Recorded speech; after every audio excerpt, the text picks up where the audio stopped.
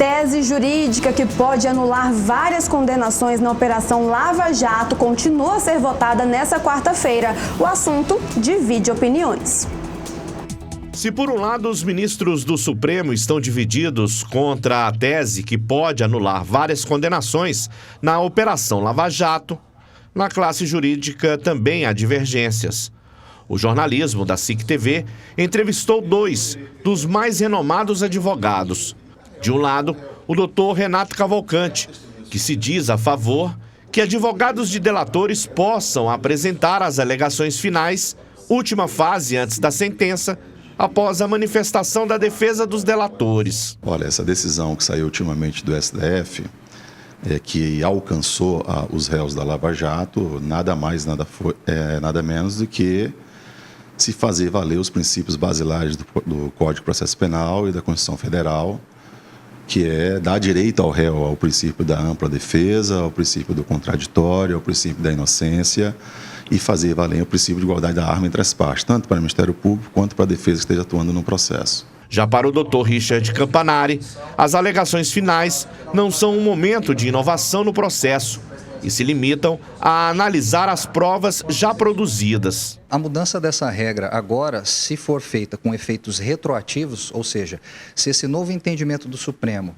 passar a vigorar com efeitos para o passado, não é? Ela não só joga por terra aí o trabalho de 32 condenações da Lava Jato, como traz uma repercussão para todos os outros casos criminais, né, que estão em andamento ou que tiveram seu andamento encerrado no país e que tiveram esses questionamentos ou esse prejuízo ou qualquer arguição nesse sentido. Se for mantida a decisão, condenações em que as defesas não falaram por último na etapa final do processo poderão ser anuladas.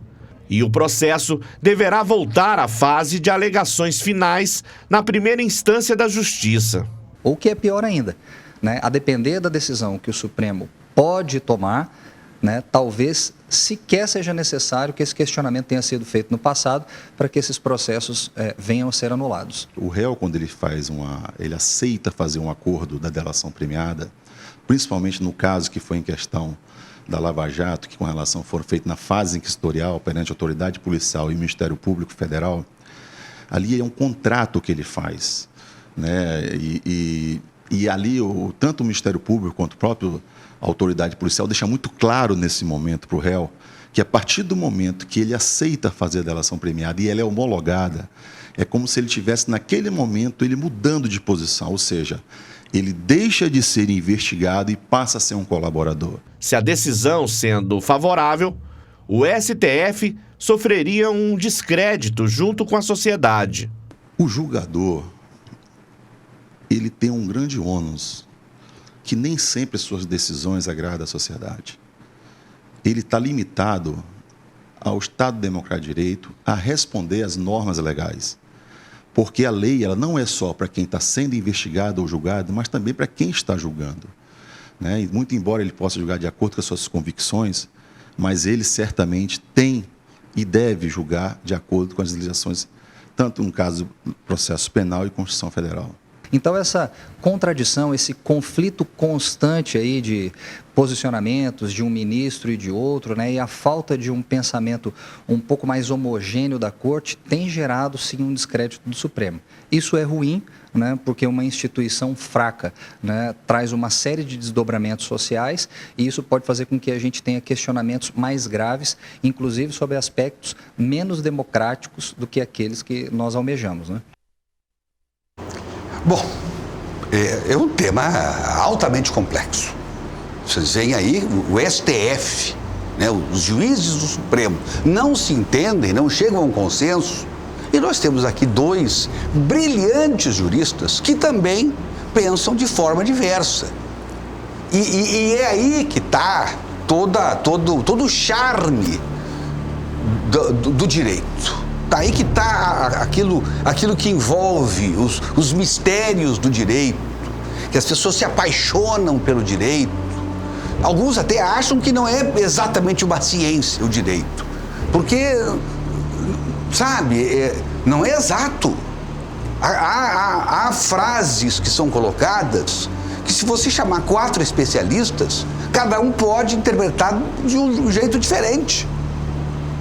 E por isso que é uma arte fazer isso. Eu tenho profunda admiração, especialmente por esses 2 grandes profissionais que a gente acabou de ouvir, que trazem para a gente aqui uma grande contribuição para nós podermos refletir a respeito do que está acontecendo no país e também as dificuldades que pode ter, eventuais, os juízes do Supremo, porque eles são ministros, mas são juízes também, para chegar ao consenso. Ah, mas o cara tem interesse. Não quero entrar nesse mérito aqui. Nós estamos, nesse momento aqui, analisando tecnicamente a matéria e não politicamente. Se eu quisesse ouvir politicamente, a gente teria ouvido, nesse momento, claro, né, teríamos ouvido deputados, senadores, não é o caso. A preocupação do jornalismo aqui da SIC TV, nesse exato momento, é buscar a técnica, os técnicos, a tecnicidade de tudo isso, para saber exatamente como é que pensam juristas que estão aqui fora, que são ordenados pela OAB e que pensam como seus colegas pensam, de forma diversa. E talvez se trouxéssemos mais 4, teríamos mais 4 opiniões com variantes nisso aí. Eu tenho aqui uma opinião que eu recebi outro dia de um desembargador. Eu fui me informar com ele e eu não pedi autorização para ele para trazer a público. Por isso que não vou dar o nome dele, mas é um desembargador de grande respeito que nós temos aqui em Porto Velho, aqui em Rondônia. E ele me relatou algo parecido com o que está acontecendo aqui no Brasil, porque toda a situação é essa. Vamos dizer que a coisa realmente está correta, é para anular os processos. Agora, o que isso vai acarretar de perdas para a ordem no país? Aí está aqui o que acontece nos Estados Unidos e aconteceu. Escreveu ele para mim, após uma consulta que eu fiz, diz ele: os Estados Unidos, na década de 70, salvo engano, teve um problema desses.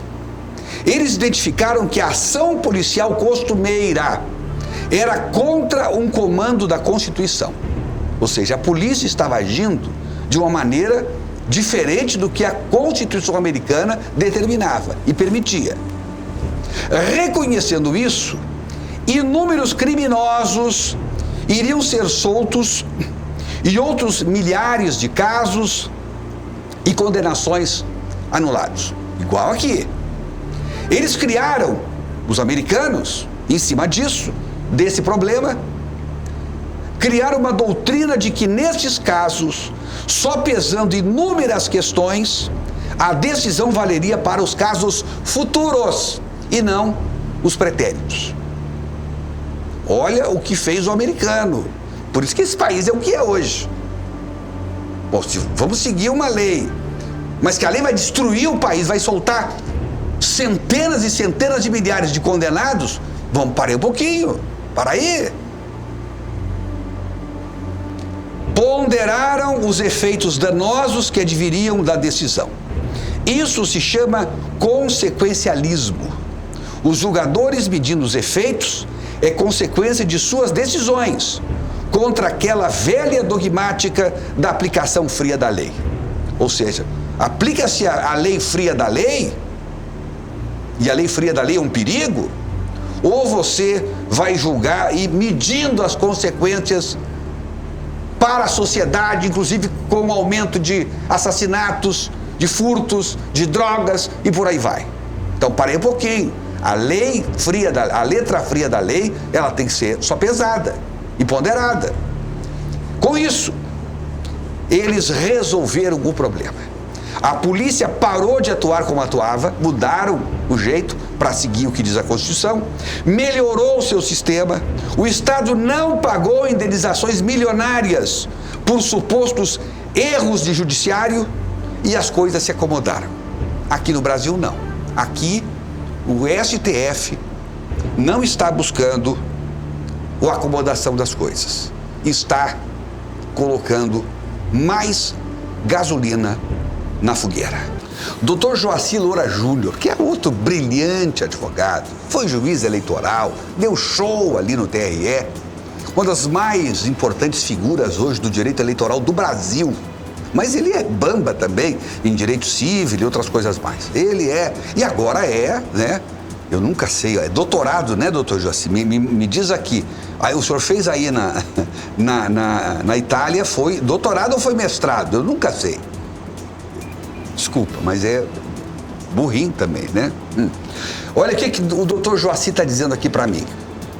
Meu amigo, alguns ministros do STF deixaram claro hoje, ainda há pouco, enquanto já havíamos até feito essa reportagem, confesso que não vi, porque foi ainda agora, alguns ministros do STF deixaram claro hoje que a decisão valerá apenas para quem fez o pedido nesse sentido desde a primeira instância e que a decisão não seria em efeito cascata e erga omnes e só valeria daqui para frente. Olha, então estão seguindo aquilo que eu li aqui, que me foi enviado pelo desembargador e que na década de 70 já estava sendo ensinado pelos americanos,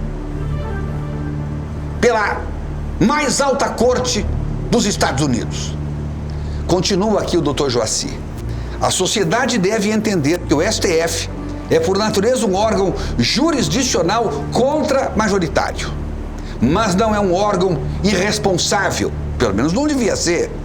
Agora, isso sou eu que estou dizendo. Sem dúvida, olha a fé e a esperança do Dr. Joaci Loura Júnior. Sem dúvida, o STF irá medir a hecatombe que pode advir dessa decisão. Então, se a coisa for por esse, segundo está dizendo o Dr. Joaci agora, ao vivo, acabou de me falar aqui,